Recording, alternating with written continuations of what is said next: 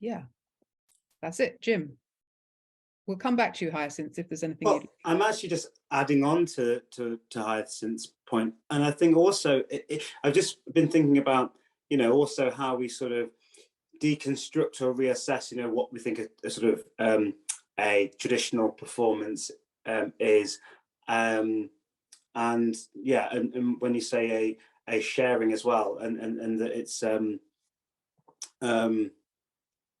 yeah, because one of the sort of questions I had, or more of a sort of talking point, was it yeah, I'm sort of interested in the distinction between form, or, you know, a kind of music which is formulaic and kind of procedural, and this kind of work, whether it's extended techniques or is more of a holistic spiritual practice, and that sort of space between the two, because because obviously initially, as I said before, you know, I'm sort of doing more kind of, I mean, it's experimental, it's not commercial music, but it's more kind of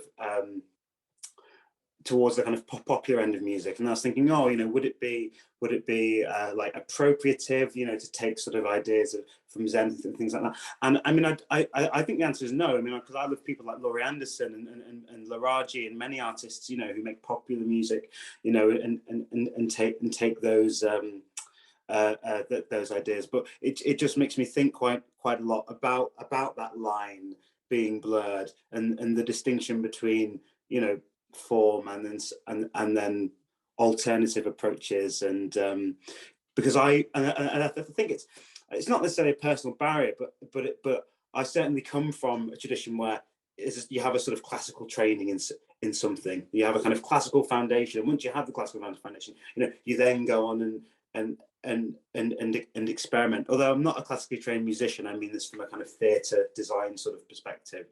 But I just think that's interesting.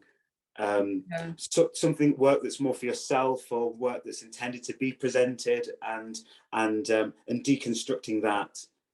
Yeah, I mean, along that spectrum, anything is possible.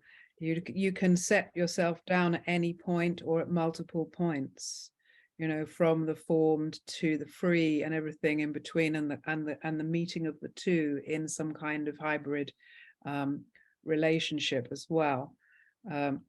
And so I wonder if it's the songwriter in you that's sort of going, how am I going to break the mold of these formulaic structures of dub and Afrobeat? And yeah. Well, I was thinking about things like, and I want to ask about text as well, because with my own work, I was thinking about sort of Burrows Cut Up Techniques or text generation as a maybe, you know, so because the text doesn't come from yourself, you can maybe sort of distance yourself from it in a way that is more free. But what I was going to say, Hyacinth, sorry, I have ADHD, so sometimes my thoughts can be a bit all over the place sometimes.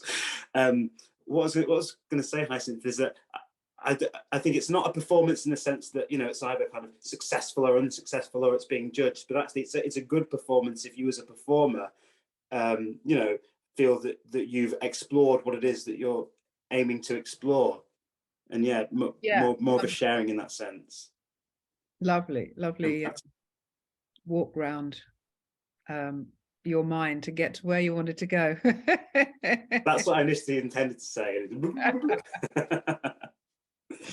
It seems to me, I mean, this is what happens in my work as well, is that actually you don't speak for your own sake. You speak in order to make a relationship with the other. And it feels to me that is really what this kind of performance really is. It's a meeting of self and other, which also reaffirms self.